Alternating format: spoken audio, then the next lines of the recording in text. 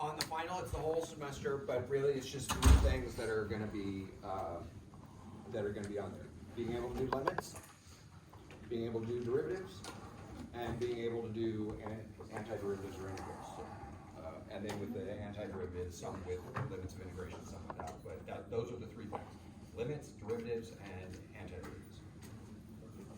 And today we're going to discover our first integration technique that actually allows us to, we have a fairly limited supply of functions that we know antiderivatives for. Today we're going to expand that, and we'll have a technique that will expand that list considerably. I mean, it'll be basically three questions, but each one's going to have multiple parts. So here's several limits, here's several derivatives, here's several antiderivatives. Yeah.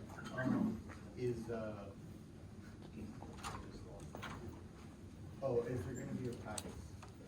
The practice final is already posted. Oh. Yeah, and we'll go over that on Wednesday. Yeah, so today we'll finish up with the material and then we'll go over that. Any other questions? Okay, so last time we finished 5.4. We were doing antiderivatives, but also distance traveled, the net change and distance traveled sort of stuff, and integrating absolute values. Are there any questions from homework?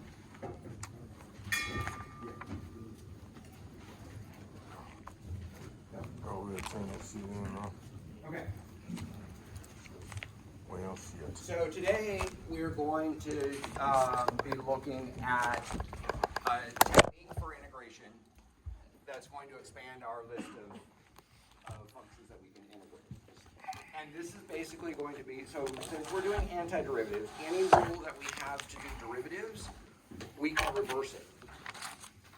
We're just going in the opposite direction. And one rule that we have is the chain rule, that if we want to take the derivative of f of g of x, this is f prime of x times g prime of x. What section? This is well, this one is actually 3.4. This is just the chain rule. Okay. Well, if that's true, then let's see what happens if we integrate both sides of this equation.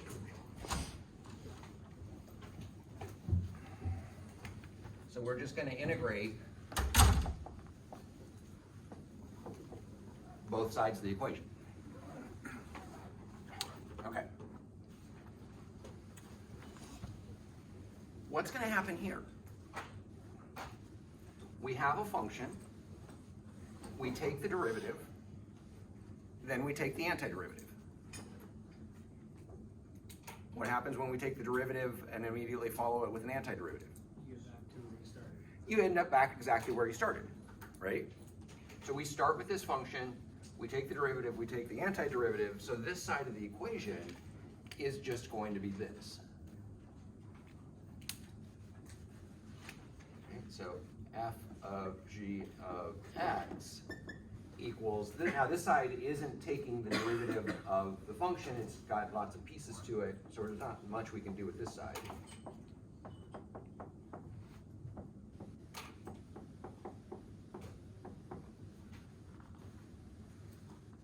Okay.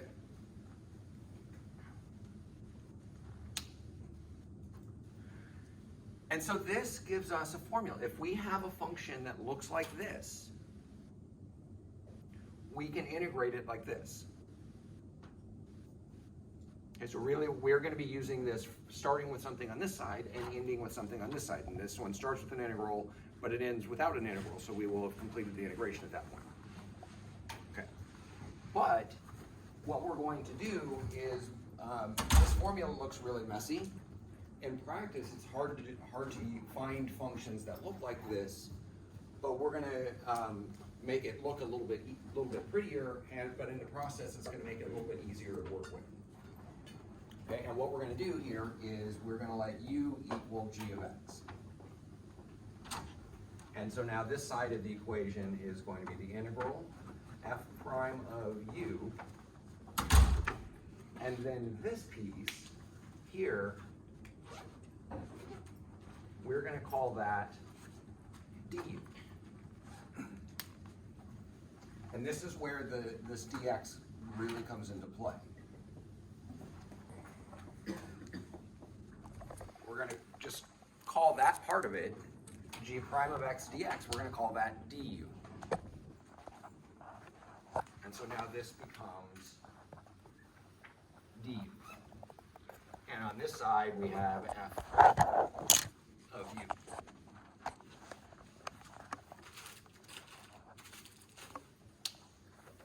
But this makes sense as well, because this is the derivative of f with respect to u. We take an antiderivative, so a derivative followed by an antiderivative gets us right back where we started. So this formula really kind of makes a little more sense that this is what's happening. But what we're doing is we're going to be substituting in u. We're going to pick a function for u, and we're going to substitute that in, and that's going to give us a function that we can integrate a lot easier. Okay? And so let's look at an example of how this would work.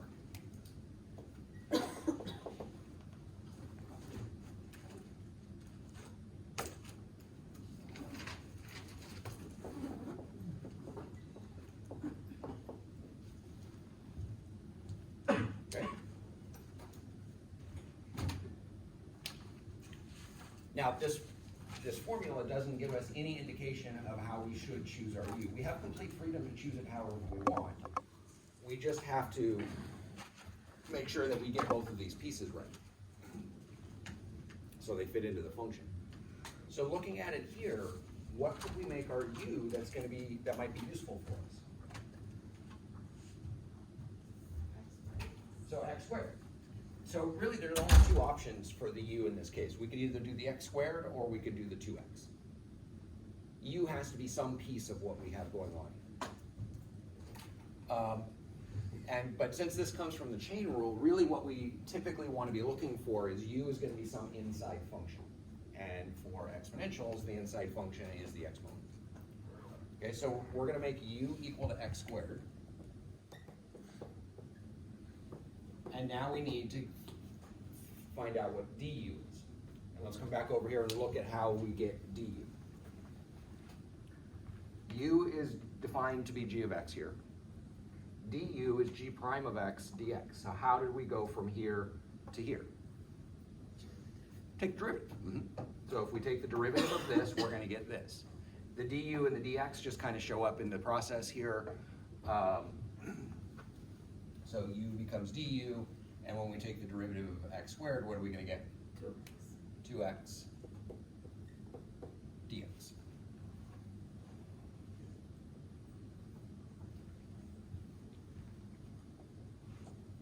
Okay, and so now what we want to do is substitute this in. So we have e, what is x squared? That's our u. And 2x dx, what is that? D.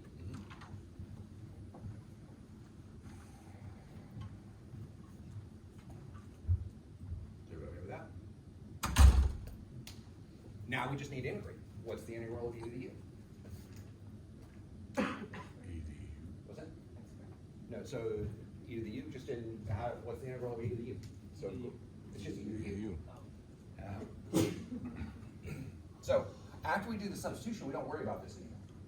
At least not yet. It'll come back into play, but at this stage, everything's u. There's no x's involved anymore. Okay, and so this is just e to the u. We still have our plus c that we have to do since we have no limits of integration here. And then the last thing we need to do is we need to substitute back. Our answer needs to be back in terms of the same variable we started with. Okay, so what is u equal? X squared. So we're going to get e to the x squared plus c.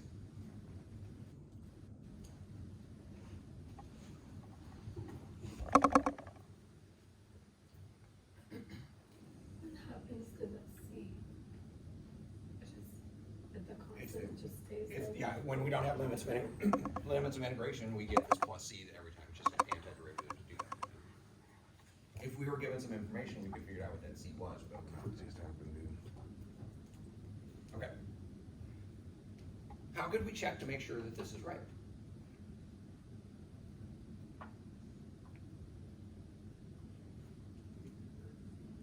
If we take the derivative of this, what should we get? We should get back up here what we started with. So let's do that. Let's take the derivative of that and verify that that is in fact correct. And we'll see where the chain rule comes into play. Okay, so we're taking the derivative of e to the x squared. How do we take the derivative of e to the x squared? What's the first thing we do with exponentials? All of it comes down. All of it comes down, so we just copy it the way it is. But since we have a complicated exponent, what do we have to do with it? It's gonna be times 2, right? Times 2 X. x. Okay, and notice that's exactly what we got here. We started.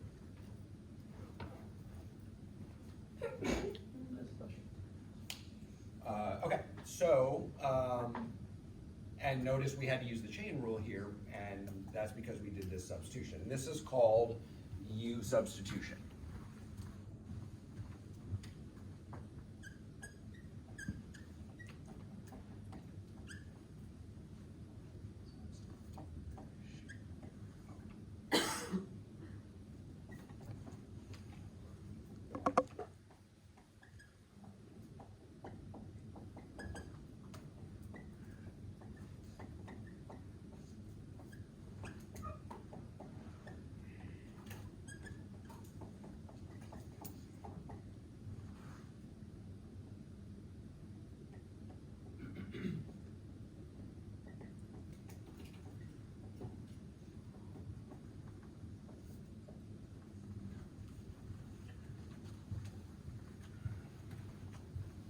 Okay, and so when you're doing U substitution, there's two parts of it that have to fit. One is when you choose your U, you want to choose it in a way that's going to be useful for us. Okay, we want to pick something in here that's complicated, and when we turn it into a U, it's going to be less complicated. And that's why we wanted to get rid of that x squared, because we don't know how to deal with that. We don't have any e to the x squared on our list of antiderivatives. But if we got rid of the x squared and just replaced it with a u, now this is on our list. It's a different letter, but that's okay. The other piece, and this is probably the more important piece, is the du. You have, whatever shows up here has to show up here. If it doesn't, then this process isn't going to work. There are a couple of tricks to manipulate this a little bit to get it to work, but even that has its limitations. There's some things that we just won't be able to do with U substitution. And that's why in Calc 2, we start off by developing more integration techniques, because this one doesn't always work. This is really what determines whether this is going to work or not. Okay?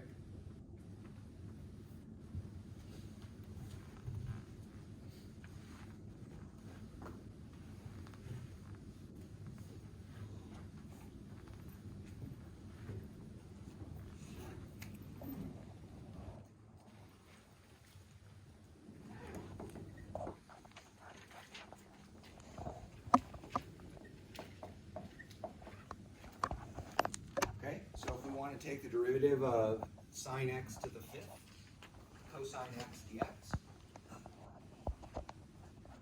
this is not one of them that's on our list, but what can we do? Same thing as this one. What do you want to make our u here?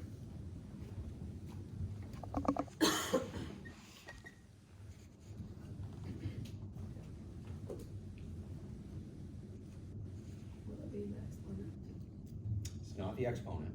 We always want to make u equal to something that has x's in it. Cosine x? So we really have two options here. We can make it cosine x or we can make it sine x. But remember where this comes from. Inside function, chain rule comes from inside function. Which one's our inside function there? Sine x. The sine x is the inside function. So if we make u equal to sine x, then that's going to get rid of this messiness, and this is just going to end up being u to the fifth. which will be easy to work with. That piece we'll have to worry about, but hopefully that gets taken care of with the deed. So U is sine X. What is D? It's the root. What's that? Cosine X. Cosine X dx. And this worked out well for us because we have a cosine X dx. So what does this become?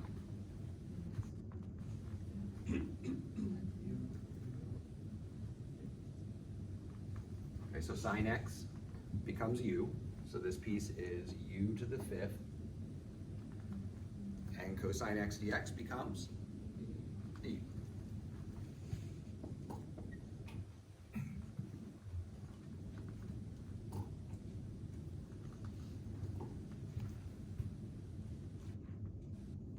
Okay, and what's the integral of U to the 5th?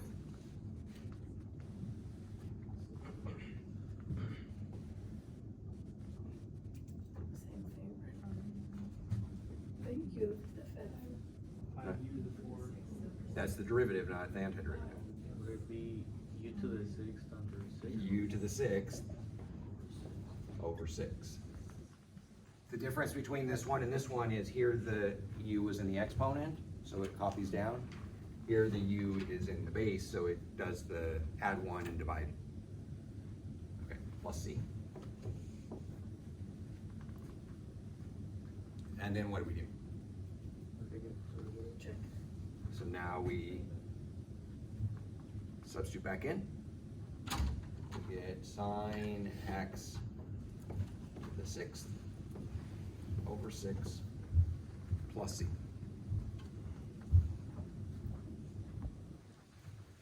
Okay.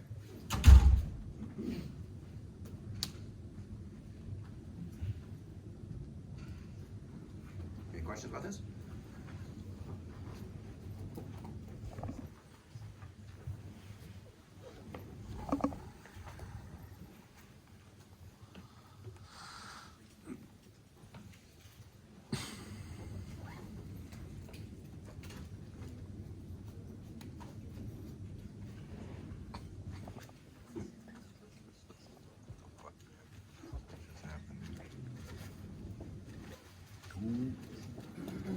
Some good gator, dude. You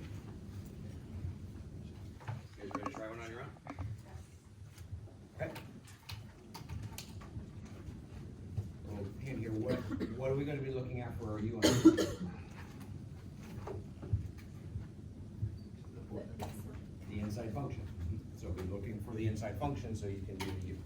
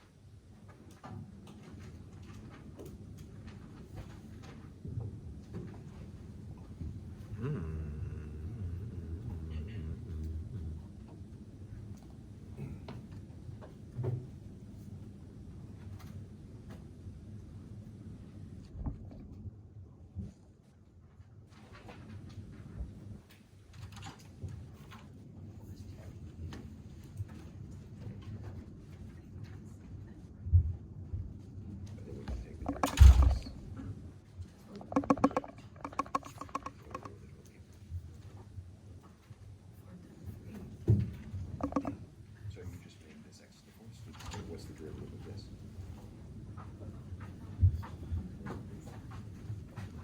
Right, well, so this is our U. And now in this step, it doesn't matter what's over here. This step, you just take the derivative of that exactly like it is.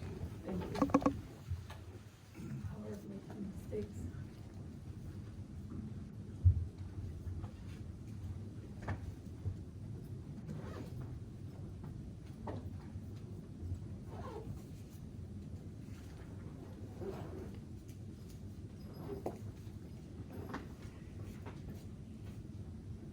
Okay, so what is our U here? X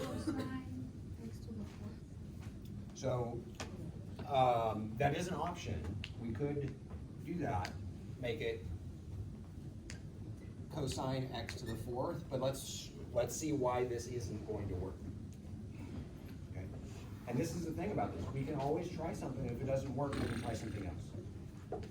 Okay, so if we decided to make that our u, that'd be okay, because we could just replace this, right?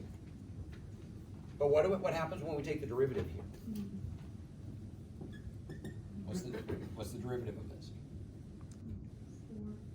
4x cubed. 4x cubed? Oh, well, So we have cosine, derivative of cosine is negative sine, it's to the fourth. x to the fourth, times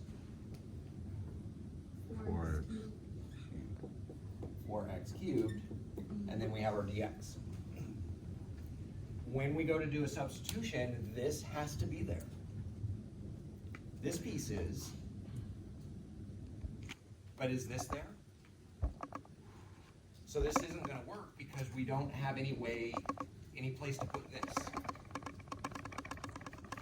And so what ended up happening here is we bit off a little bit more than we should have.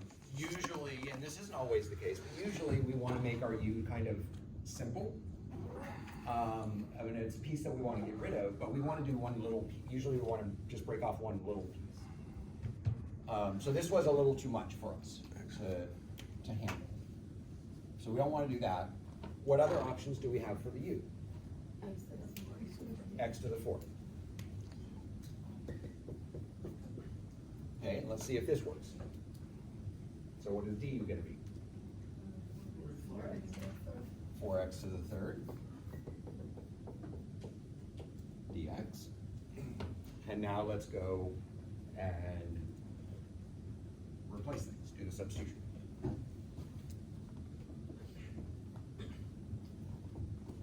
Okay, so what is this gonna become? Cosine U. Cosine u and 4x cubed dx becomes d.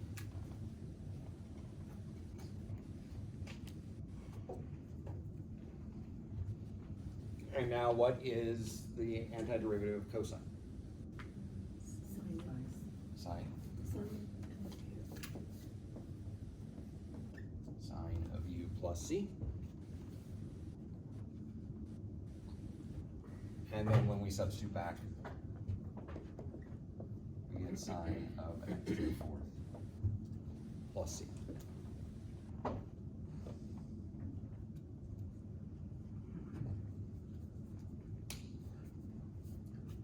So the last part is just checking, right? No, the last part we have to substitute back. We're not checking it. If we wanted to check it, we would want to take the derivative of this.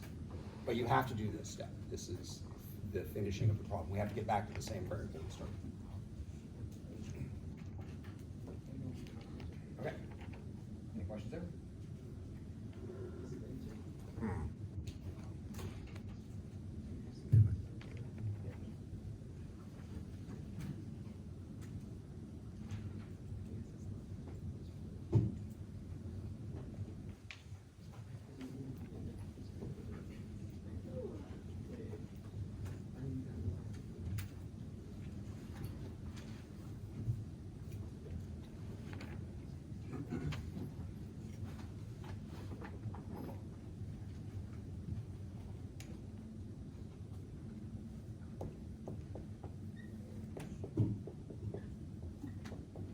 Okay, so go ahead and do this one.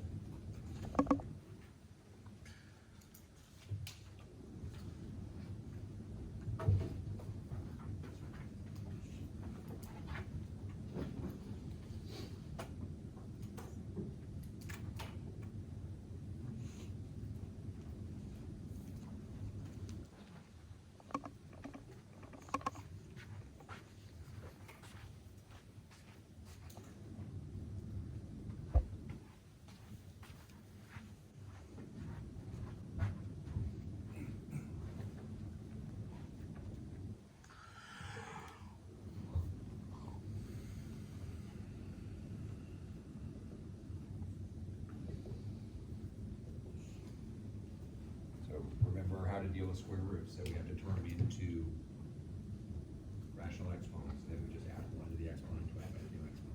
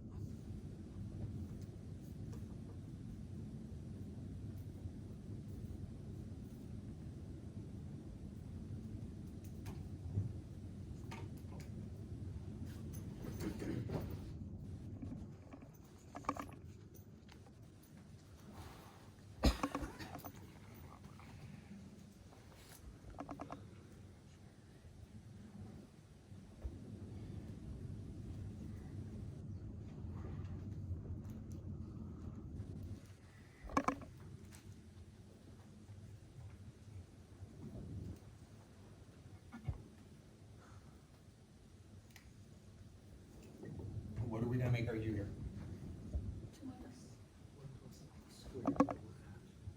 One over x, 1 over square root of 1 squared. Okay, so you do this. Yeah. This isn't gonna work because we don't have that showing up here. We don't have 1 over this. This isn't in the denominator, so we're not gonna.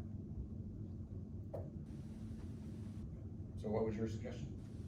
We did 1 plus x squared to the 1/2. So 1 plus x squared to the 1/2. Okay, that's going to replace this whole thing here. If we take the derivative of this though, are we gonna get 2x? No, this is gonna have a pretty complicated derivative, and that derivative's not showing up here, so this one's not gonna end up working. And same thing that happened when we tried to do it here, we just took a little bit too much. So what other options do we have? X squared. We could do x squared. That would work, and that would definitely make things simpler. If we did x squared, we could do that, and when we take the derivative, that 2x is gonna show up, right? But we're still gonna have some complication going on inside the square root because of that +1. So here we're actually taking a little bit too little. We can take more than this. Is there any way we can get rid of the square root? Plus x We can't really get rid of the square root, but we can get rid of the stuff that's inside the square root. Okay. What was plus that? x. So instead of just x squared by itself, what else could we try? X squared plus x. 1 plus x squared. Is this 1 gonna cause us a problem with the derivative? No. No, because it's just gonna go away anyway. If we can ever pick up these constants, we always wanna do that because it just makes things cleaner if we can substitute those out, and usually it doesn't cause any issues at all to do that, because in this step here, when we take the derivative, it's just gonna go away anyway. Okay. And this is the problem with u substitution, is it's not always obvious what to choose for your u. And so you just kind of play around with it until you get something that matches up perfectly. And as you do more and more of these, you build up intuition, you say, oh yeah, this is 1 plus x squared. We want to take that constant with it, but we don't want to take the square root because that's going to be a little bit too much for us. Okay, so what's the du? 2x. 2x dx. And so now what does this become?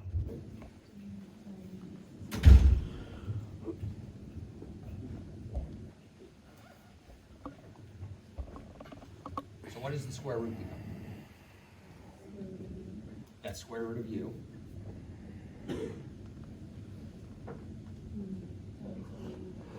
Times. So now here, in all the previous ones, I've been really nice in putting the du part at the end so it's clear that it matches it. Typically, that's not the case. The u in these or the du part of it, the way we normally write functions, this part of it usually they put in front. So, but that's okay. It doesn't matter if it's in the front or in the back. This combined is our du.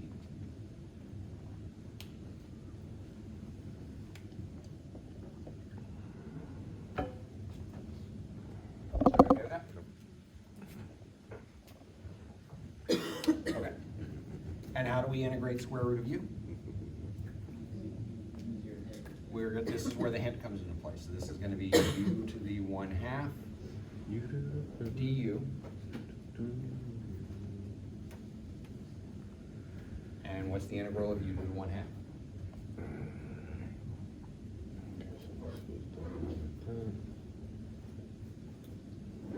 Remember what the rule is. Add 1 to the exponent, divide by the new exponent.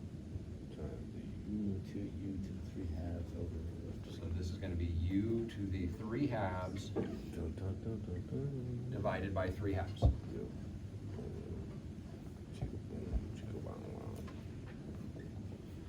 Plus c.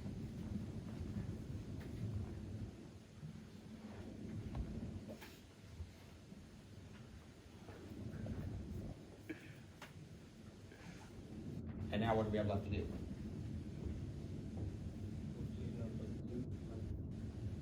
Substitute back. So plug this u back into here. So this is going to be 1 plus x squared to the 3/2. We could leave it as divide by 3/2 there, but we can simplify a little bit by, instead of dividing by a fraction, we multiply by the reciprocal. Plus c.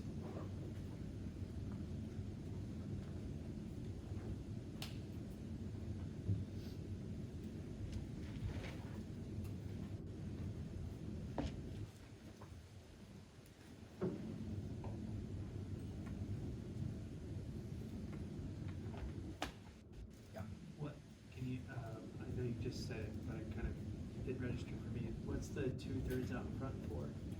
So this dividing by a fraction is the same as multiplying by the reciprocal. Gotcha. We can bring it up to the top, but it flips upside down when we do that.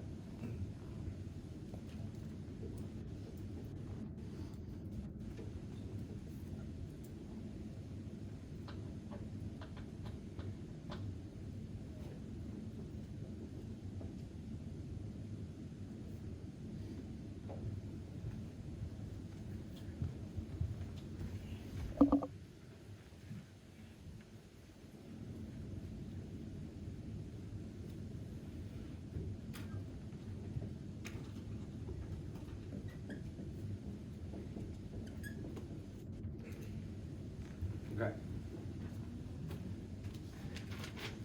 This one doesn't look like much is going on here. So we're going to the integral of tangent x. There's not really much we can do for our u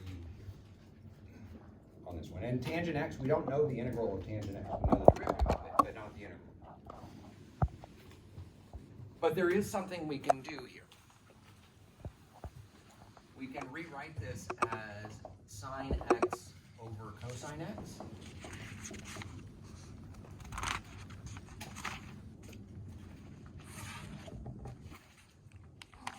And now we can do a u substitution on this.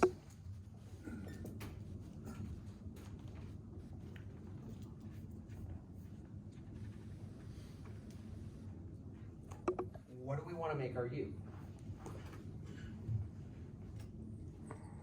Really, there's only two choices here. Either top or the bottom. Either the top or the bottom, either the sine x or the cosine x. Which one of them is going to work though? we make u equal to sine x, then what's our derivative gonna be? Cosine x. But it's cosine x dx. Is this cosine x times dx? No, because this cosine is in the denominator. It was 1 over. So this is not cosine x, this is 1 over cosine x. But their derivative would just be cosine x dx. That's not gonna work. So what's our other option? So u is cosine x. And what's du? Sine x, right? Not quite. What's the derivative of cosine x? Negative sine x.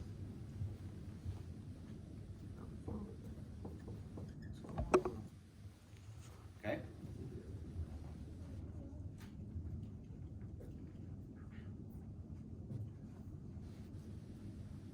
We have a sine x dx. We have sine x dx, that's fine, but what about that negative sign? Any ideas on what we can do with that negative sign?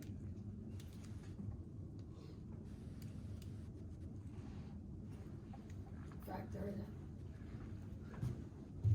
Can we? We can't factor it out, there's nothing to do with that, but I'm just gonna take that entire equation and multiply it by -1.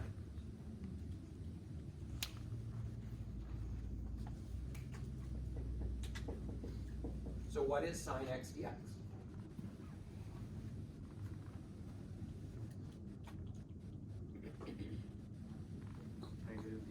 Negative du.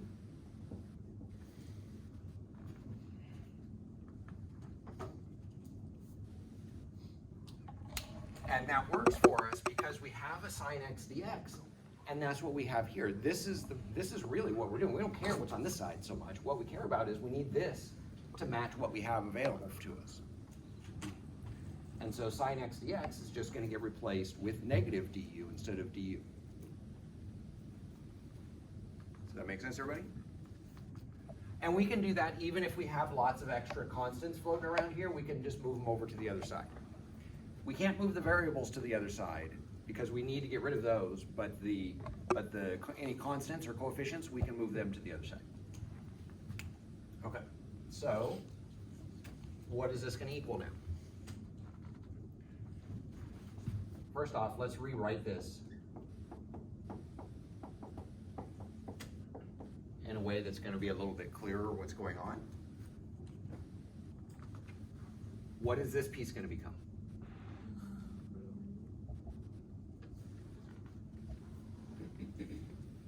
So this is going to be 1 over u. And what about this? What's that? Times negative du. Okay. Well, I'm going to take this negative sign, and you can leave it there if you want, but it's kind of confusing there. I'm going to move that negative sign all the way out in front. You can leave it inside if you want.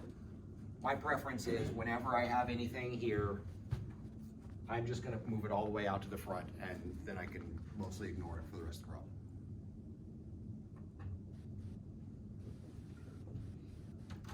The sine x on the second state, where'd it come from? That I just moved it. I just moved it off the fraction. So it was here. I just moved it to there, and we can do that as long as it's in the numerator. We can do that. The cosine we couldn't move there, but the sine we can. Okay. And what's the antiderivative of 1 over u? 2 over. This is our one special case where you don't add 1 to the exponent and divide by the new exponent. What does this one become instead?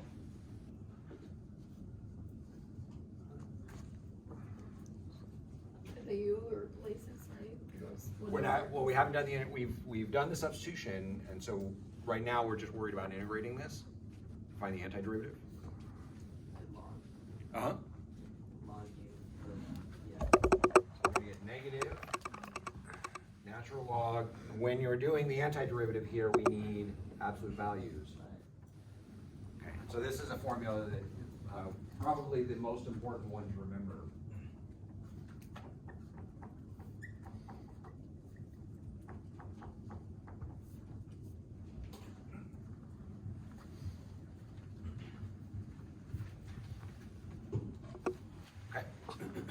here, we have the negative sign out in front, so that just stays. And then what's our last step? Substitute it for u.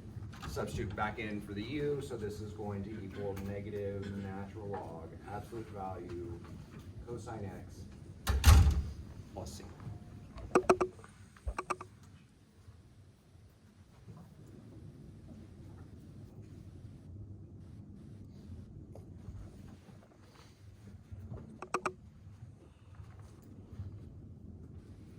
Yeah. Questions like these will be on the final. Not this one. This one's a little more complicated. Questions like these will be on the final. There'll be a couple of them on these.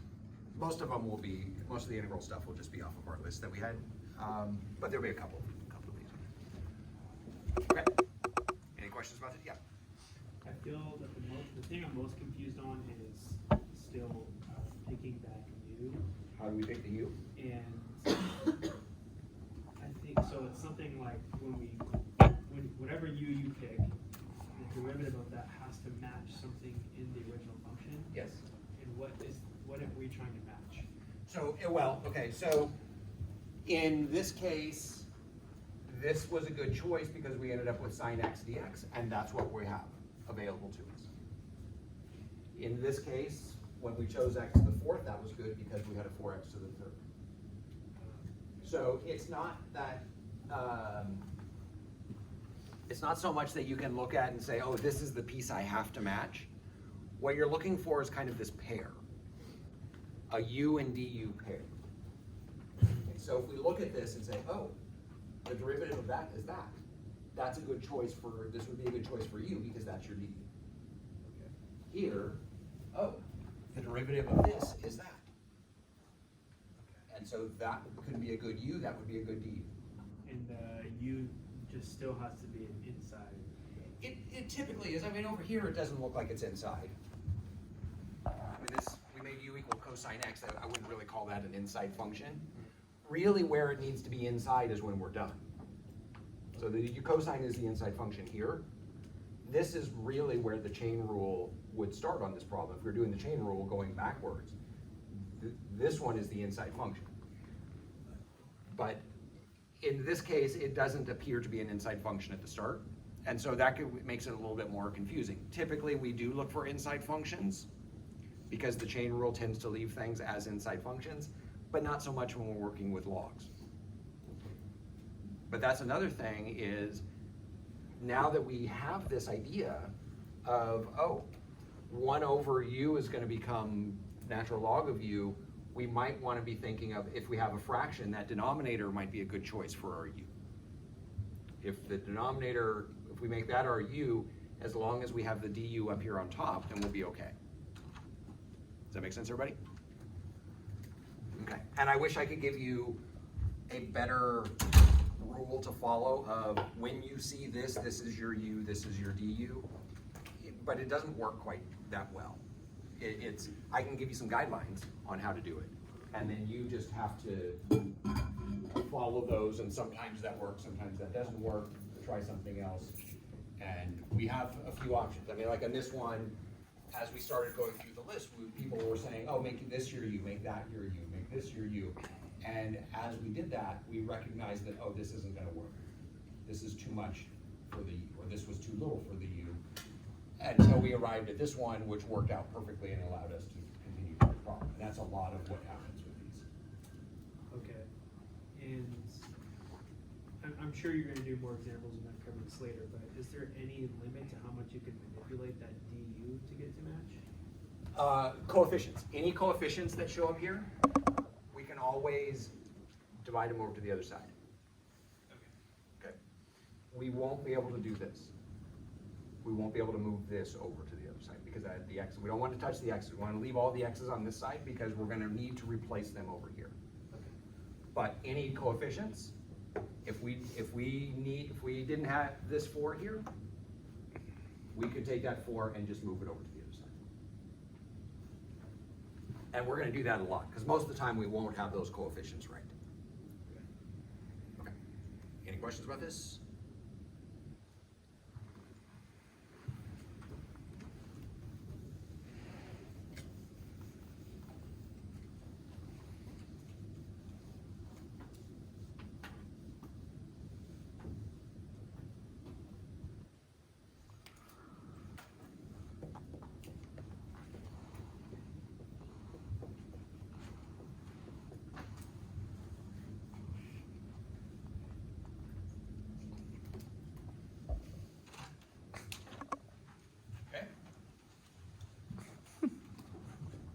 squared secant squared x cubed.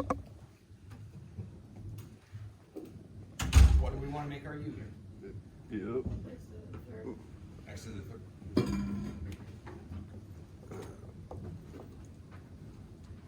Does everybody agree with that choice? Okay, so there's two things that we want to, that make a really good u. One is, it replaces something that's making our lives difficult. And in this case, replacing that x cubed with a u is gonna make things better. That's one thing that has to happen. The other thing is the derivative of this showing up over there also? What's the derivative of this? 3x to the second.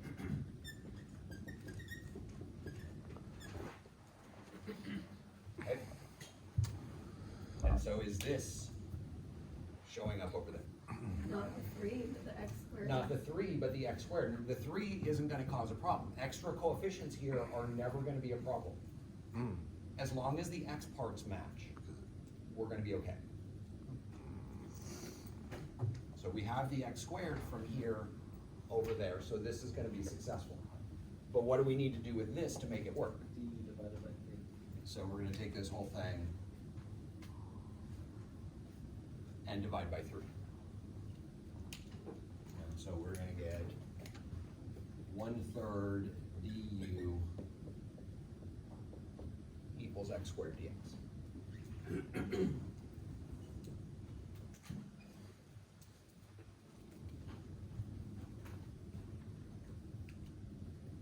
So now what is this gonna become?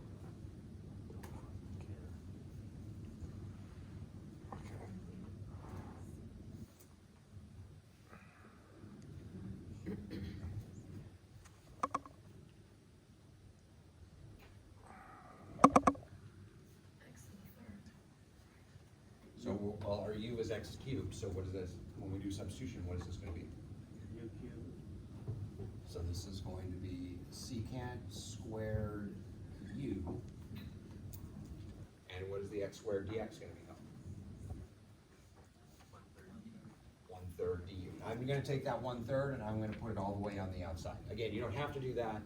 You could put it here, you could leave it here, it doesn't really matter, but I just like to get it out of the way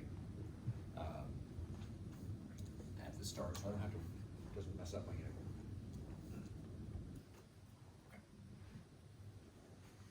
And now we have to integrate. What's the integral, what's the antiderivative of secant squared? Tangent x tangent. Tangent.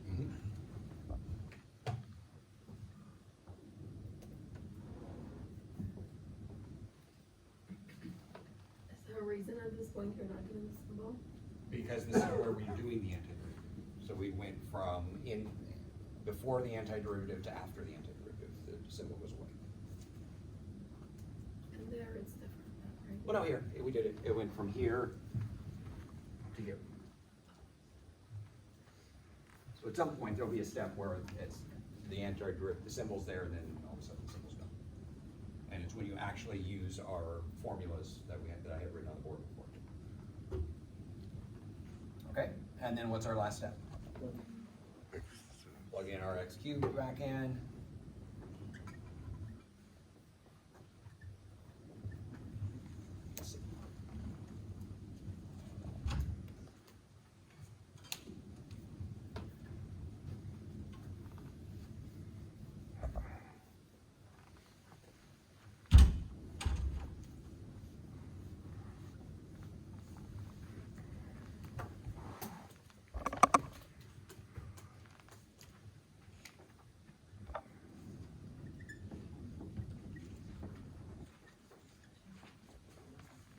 Okay, what about this one?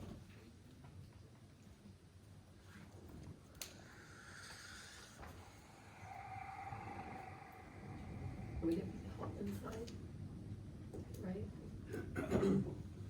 So here we're gonna make our u.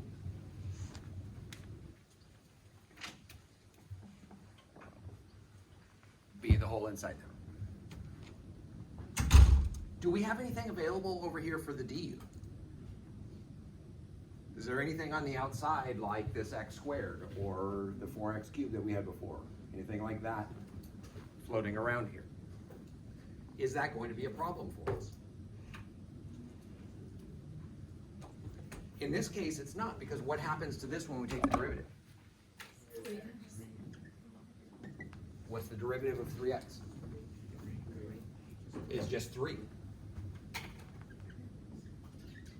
Because the x's all went away in our du, and the constant, we can just move over to the other side. Oops, this should be a dx.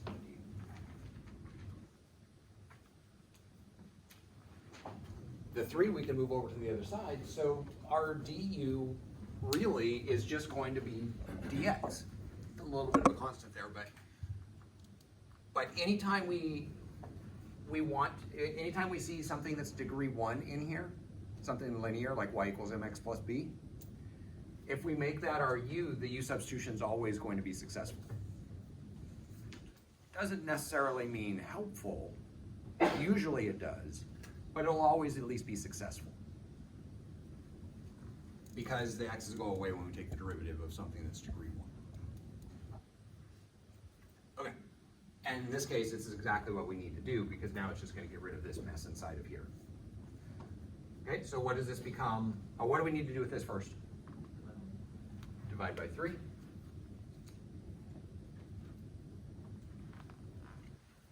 And so this is going to become, what does this become?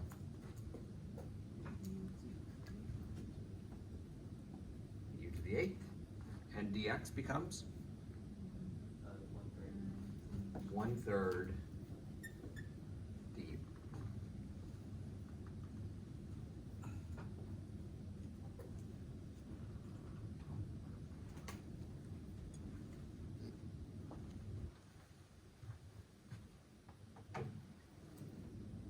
Okay, and so what does u to the 8th become when we take the antiderivative? U to the 9th over 9. U to the 9th over 9 plus c.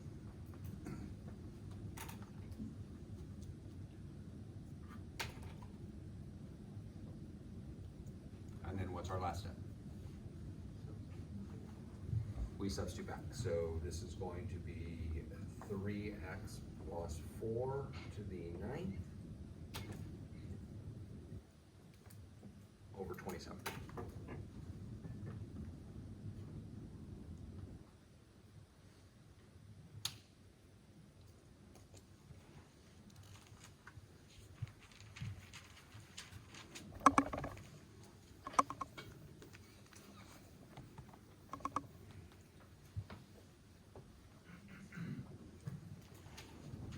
Why is it 27? 3 times 9. Oh, here.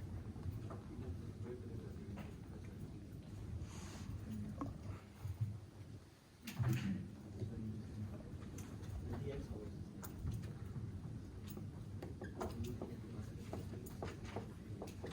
Okay, go ahead and do this.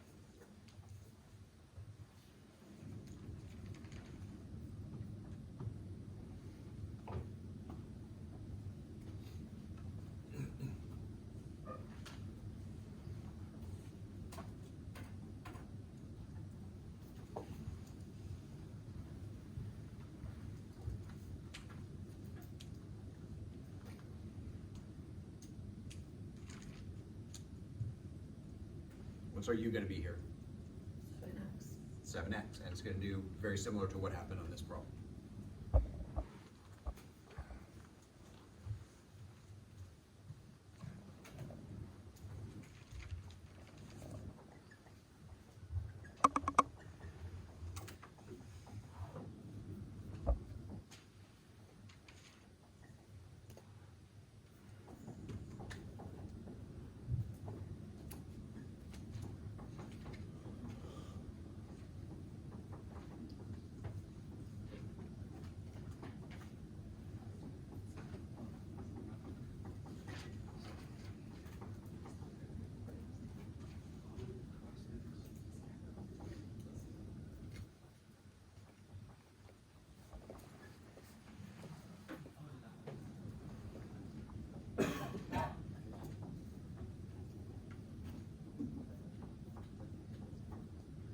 the antiderivatives of the trig functions that we know.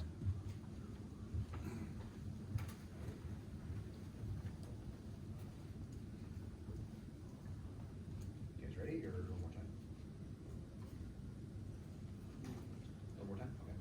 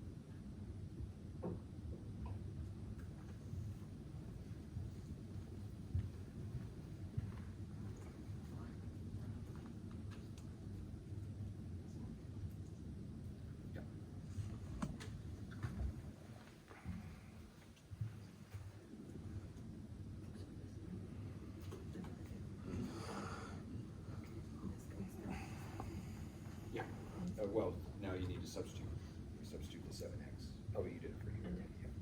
Well, now you need to integrate. So you need to, now you're looking over there. Sorry. Sine.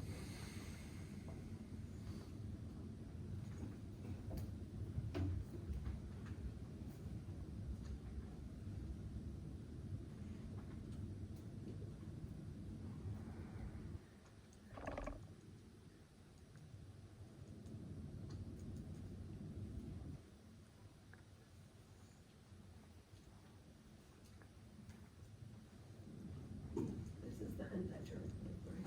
Or the correct and the And yeah. Well, I mean, the formula right there is written the way you would figure. So the integral, you're looking for something with the integral of sine x is what? Oh. Yeah, that's where I'm getting confused because for antiderivative, I do Airdrop them. take whatever is on the right. I see them. We replace it with Right, the that's left. when I have the formulas up there are all the derivative formulas, but Yeah. these are already the anti. Oh, I see. I don't recall much then. Okay, so what's our u? 7x du. So, So du is 7dx, but then what do we do with the 7? wait, what? Okay. And so this is going to be 1/7 sine of u du.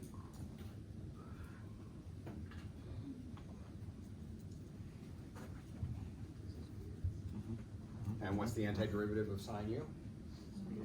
Mine, cosine. Negative cosine u.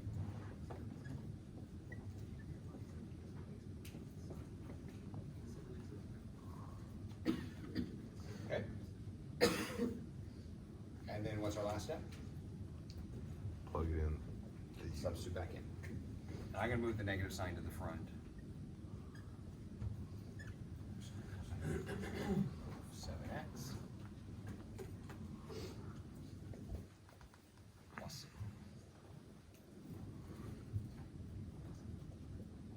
Okay. Any questions here? Yeah. Can you go, why'd you start dividing over there? Because we didn't have a 7 here. We don't have a 7 out front. No 7 here, so we have to get rid of the 7 from here. Hmm. The only Okay. thing we have available to us is a dx. We need just to make this dx. We did the same thing over here. When we have extra numbers here that we don't have showing up here, Yep. we have to get rid of them. And the way we get rid of them is by dividing. We can't do that with the variables. We can't do it with x's, but we can do it with the numbers.